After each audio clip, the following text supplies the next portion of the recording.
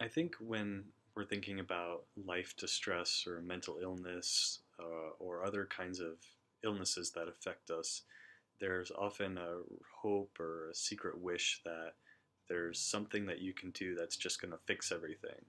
Like if we just find the one root cause and we name it and we change it, then everything else is going to get better.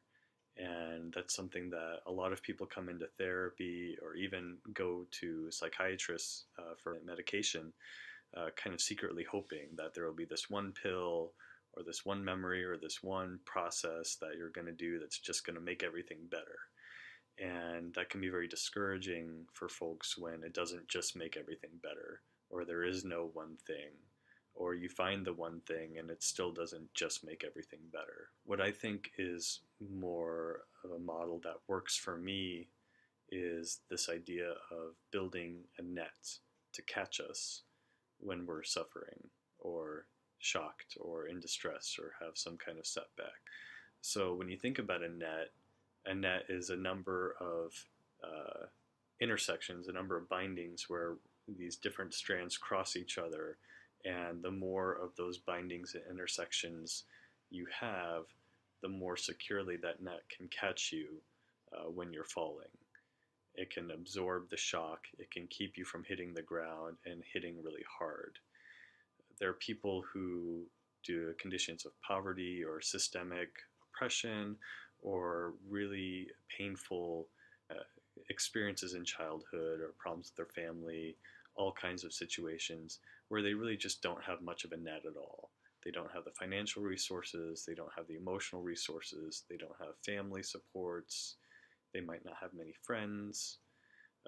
And then when a problem or a setback occurs, it's just devastating. It just throws them all the way to the ground. It's incredibly painful. And sometimes, from the outside perspective, those setbacks can look relatively mild, but it's not experienced that way for that person, and for good reasons. So, when we're working on recovering from distress or mental illness, what I think of is, we're slowly going through and tying the net together. And I know this isn't exactly how nets work, it's more like a knitting process. But even that works really well. So we're kind of knitting little junctions to catch us when we fall. And the more of these little junctions we can knit, the stronger our nets are. And there are all kinds of things that contribute to that knit, those knits, those nets that catch us. Strong relationships, trusting relationships with people that we trust to care about us, work, income, housing, community support, spirituality, exercise, physical strength, physical health, being on medications for some of us, the right medications, addressing our childhood harms, developing a sense of addressing our internal limitations, those parts of us that hurt us or that cause us suffering or that carry our suffering. All of this work kind of adds another little piece of our net so that we can be caught when we fall. What I like about this is that eventually we're going to be hurt again. We're going to suffer. Uh, Sometimes I talk to people who, when their life starts getting better and maybe they're in a really good relationship, or they have a secure job, or after years of suffering and distress, things start feeling really good, that can be very scary. It's unfamiliar for things to be going well. It's unfamiliar for there to be trust and safety in relationships.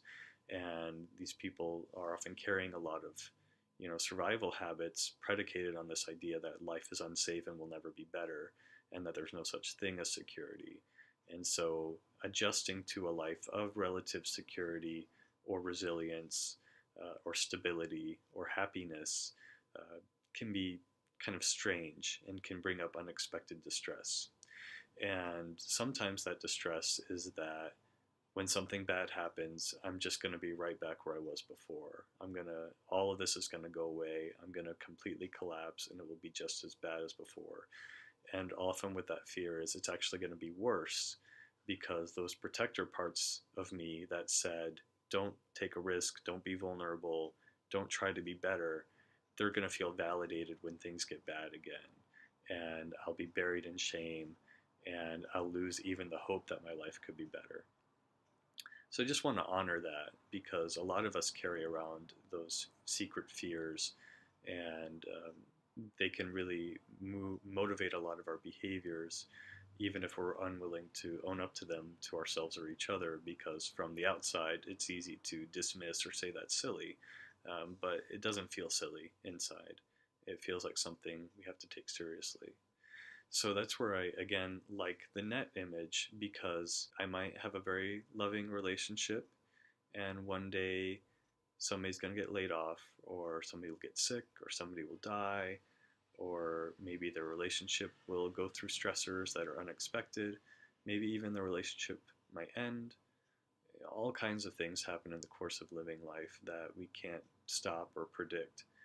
And the more of a net we have, the more we've done work to build trust in ourselves, build strength in our bodies and healthy habits in our bodies and our environments, build security in our work and our income, whatever work we need to do to build more little intersections of resilience, we have something to catch us. We have community to catch us. We have family to catch us, chosen family or family of blood that we've built strong relationships with. We have savings to catch us. We have whatever it is that we've worked so hard to build over the years. And we have that inner sense of self-esteem at having built that, at having known that I've been at my worst and I still built this life. That can catch us when things are going badly. And so there's less to fear about really moving into a life that feels stable or joyful or loving or supported, because we can continue doing this work. We can continue building more of our strengths and more of our resiliences. And we can accept that sometimes we're going to have setbacks and we're going to fall backwards, and sometimes we're going to have to fall into the net and let it hold us before we can get back up and start building the net again. But that's what, to me, the work of therapy, the work of living, is really about. It's about building more strength, building that net through repairing fights with our partners, building that net through being honest with ourselves about what we want and need, building that net about finding the work or the living situation or whatever it is that we need to be more resilient, to feel more supported in our lives, to work on building that one by one.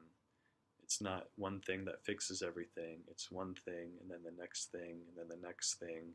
And they can be small, and they can be gentle, and sometimes they can seem so subtle that it's hard to know why you're spending time on it. But all of these things add up because they're in relationship to each other. They're bound together, and they can catch us when we fall. So I invite you right now to take a breath into yourself and soften your gaze and kind of bring your attention inside and really see if you can feel in your body, how supported do I feel right now? What does my net feel like?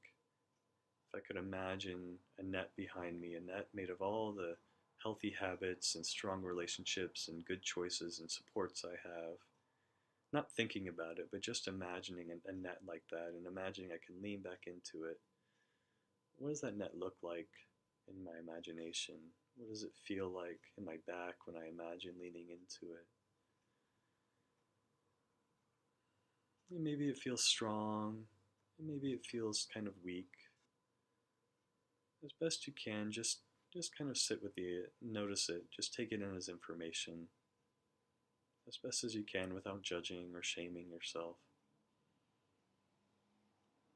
And maybe ask yourself, what is it that I need? What is it that I can work on today that will give me more resilience, that will strengthen this net of support? Who can I talk to? What do I need to say or hear? What do I need to do? What's the next step?